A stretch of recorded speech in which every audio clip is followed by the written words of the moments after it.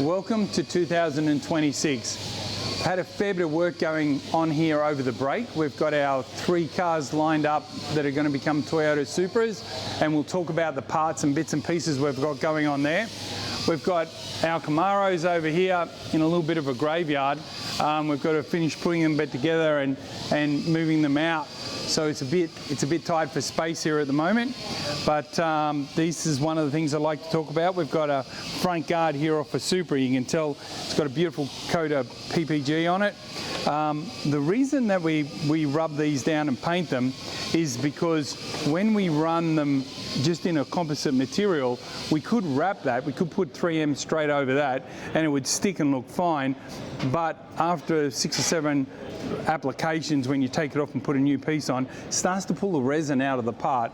So and we want it to look really smart, so we rub them down, hit them with PPG, and then the 3M wrap comes on and off, no problem at all. So we've got all these parts painted, ready for assembly.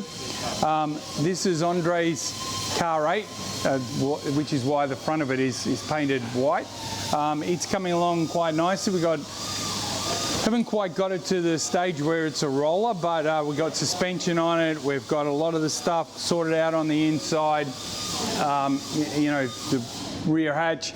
A lot of the parts that were approved in the wind tunnel, the skirts, the rear bar, the front, they're being made at the moment, so we won't get those until probably the end of the month at the earliest. But the plan is to try and get these cars so they're sitting on the ground waiting for the engine and the rest of the parts to turn up.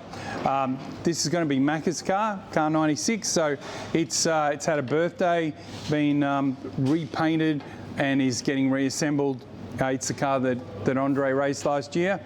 And then we've got Cam's car up here, which is another new chassis. So a lot of work to be done with this, but as I said, we've got a little bit of an assembly line going, and we've got all the bits and pieces we need, hopefully in a week or so, to turn them into rollers. So what we'll do is, as we progress through that, we'll keep going with the videos. One thing I thought you might find interesting is the steering wheels. Last year they had a little bit of a change. This is what the original steering wheel looked like with the suede on it, and as you can see, very quickly it wears, and so the driver's always looking for a grip through the gloves. So what they've done is they've made this other one, which is like, it looks like a plastic coating or something, and certainly a lot more durable.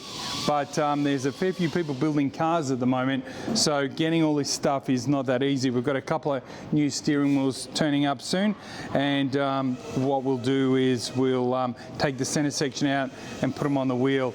So to give you an idea, I think these are about $8,000. Aren't they, Sammy? Yeah, $8,000. So hopefully we'll have all that stuff, but we'll keep you posted over the next few weeks with the build, and you'll get to see the Supras really start to take shape.